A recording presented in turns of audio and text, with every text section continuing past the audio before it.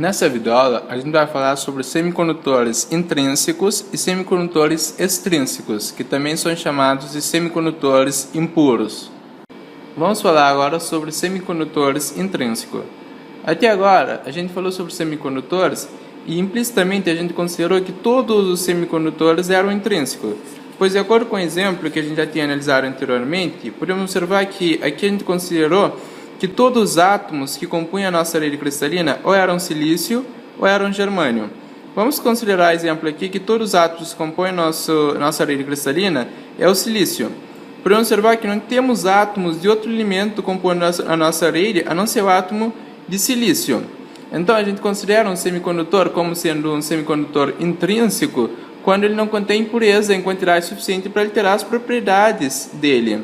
Com isso, no semicondutor intrínseco, o número de elétron é igual ao número de buraco, pois cada vez que uma ligação covalente é rompida, um par de elétron-buraco é gerado, e toda vez que uma ligação covalente é formada, um par de elétron-buraco é eliminado da nossa rede cristalina.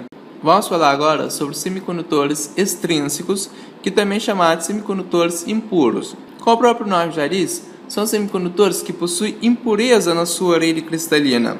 Considerando aqui o caso que temos uma rede cristalina de um semicondutor de silício, podemos observar que temos átomos de outros elementos fazendo parte da nossa rede cristalina. E essa adição de pequenas quantidades de outros elementos ao nosso semicondutor pode modificar consideravelmente as propriedades do nosso material. No geral, temos dois tipos de impurezas. Temos as impurezas substitucionais e temos as impurezas intersticiais. A impureza substitucional, como o próprio nome já diz, ela substitui o átomo da rede cristalina. E a impureza intersticiais ocorre quando as impurezas ocupam posições livres entre os átomos da nossa rede cristalina. Na prática, as propriedades do nosso semicondutor aqui no caso são controladas através de adição de certas impurezas em concentrações cuidadosamente medidas. Ou seja, a gente adiciona a impureza no nosso semicondutor com o objetivo de controlá-la e usufruir das propriedades dela.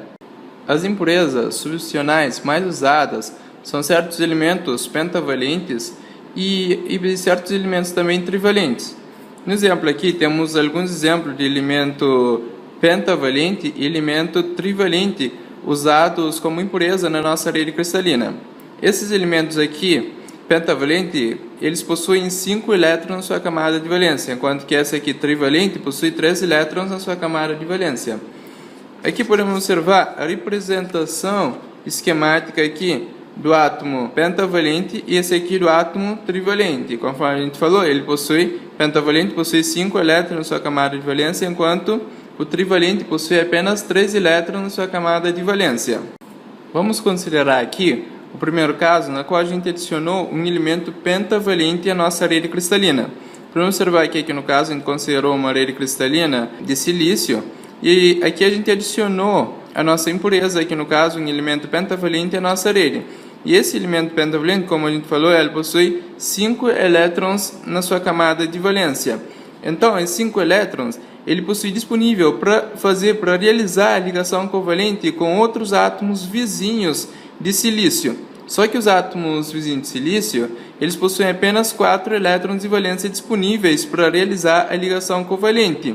Então, vai ficar sobrando um elétron aqui de valência do átomo aqui pentavalente. Como o átomo das impurezas pentavalentes cedem elétron à nossa rede cristalina, essas impurezas são chamadas de impurezas doadoras, ou impurezas do tipo N. Esse N, ele virou o facto dessa carga aqui negativa. Vamos considerar agora o caso na qual a gente adicionou um elemento trivalente à nossa rede cristalina.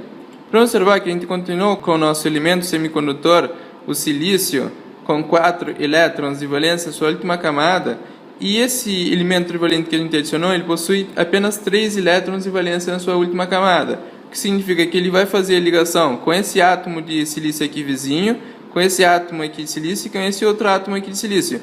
Só que esse outro átomo aqui vizinho de silício, ele não vai conseguir realizar a ligação porque ele não possui mais elétron para realizar a ligação. Então, aqui nesse lugar aqui vai ficar um buraco, ou seja, vai ficar uma ligação covalente incompleta. E essa falta aqui de elétron em uma ligação covalente pode ser considerada como uma presença de um buraco. Como os átomos de impureza trivalente cedem buracos à nossa rede cristalina, essas impurezas são chamadas de impurezas aceitadoras ou impurezas do tipo P. Essa letra P é a inicial de positiva, referindo à carga positiva do buraco. Os elétrons livres e os buracos são chamados de portadores, pois é através deles que se realiza a transferência, ou seja, o transporte de cargas ou energia de um ponto específico dentro da nossa estrutura cristalina para um outro ponto específico dentro da nossa estrutura cristalina. Como vimos anteriormente, em um semicondutor intrínseco, o número de elétrons é igual ao número de buracos, enquanto que no semicondutor, esse caso aqui, semicondutor tipo N, que contém impurezas doadoras pentavalentes, podemos observar aqui o elétron que foi doado a essa estrutura cristalina, o número de elétrons nessa estrutura é naturalmente maior do que nos semicondutores intrínsecos. Além disso, o número de buraco é menor nessa estrutura aqui, pois, havendo um excesso de elétron, os buracos têm maior oportunidade de se recombinarem. Enquanto que nos semicondutores, nesse caso aqui, semicondutor tipo P, contendo impurezas trivalentes, ocorre exatamente o oposto. Como a concentração de buraco é maior do que a concentração de elétrons, o número de elétrons é menor do que no material intrínseco. O que acabamos de falar agora pode ser demonstrado pela seguinte expressão matemática, sendo que o N representa a concentração de elétrons na nossa estrutura cristalina e o P representa a concentração de buracos na nossa estrutura cristalina. Essa equação aqui é válida tanto para o semicondutor intrínseco ou semicondutor tipo N ou tipo P. Essa equação aqui nos diz simplesmente o seguinte, que o produto entre as concentrações de elétrons e concentrações de buraco em um semicondutor é igual a uma constante Ni ao quadrado. Essa constante Ni aqui ela é definida como uma concentração intrínseca de portadores para o material, ou seja, para o semicondutor em questão. Imagina que a gente está trabalhando aqui com o semicondutor tipo N, esse Ni aqui representa a concentração intrínseca de portadores nesse semicondutor tipo N. Assim, o fato de a gente acrescentar uma impureza a um semicondutor intrínseco, tornando ele extrínseco, não só aumenta o número total de portadores no semicondutor, mas também altera a proporção entre os elétrons e buracos nesse semicondutor. Nos materiais tipo N, os elétrons são chamados de portadores em maioria, enquanto que os buracos são chamados de portadores em minoria. Mas nos materiais tipo P, os papéis se invertem. Enquanto que os elétrons agora são portadores em minoria, os buracos são portadores em maioria.